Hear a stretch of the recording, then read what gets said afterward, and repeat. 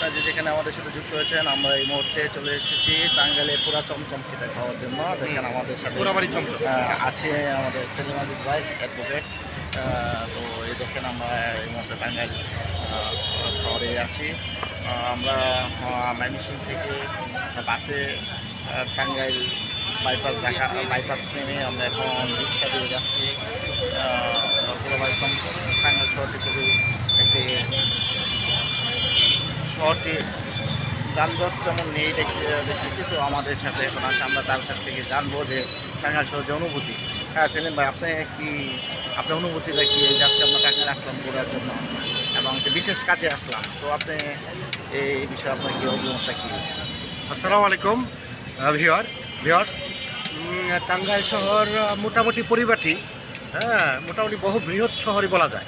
এটি যেহেতু পাকিস্তান আমলের জেলা, তো এটা একটা বৃহৎ এবং আকর্ষণীয় জেলা মনে করি।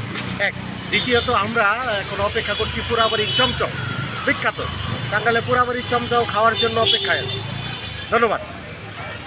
ধন্যবাদ ভিউয়ার্স, আপনি আমাদের সাথেই থাকেন। আমরা আজকে সারাদিন আছি টাঙ্গাইল। আমাদের যারা টাঙ্গাইলের যারা সহপাঠী আছেন এবং বন্ধুবান্ধব আছেন, আপনারা যোগাযোগ করতে পারেন আমাদের সাথে এবং আপনারা একটু নোট দিলে আমরা চলে যাবো আপনাদের পুরাবাড়ির চমচমের কাছে। চমচমের কাছে। হ্যাঁ ধন্যবাদ সবাই।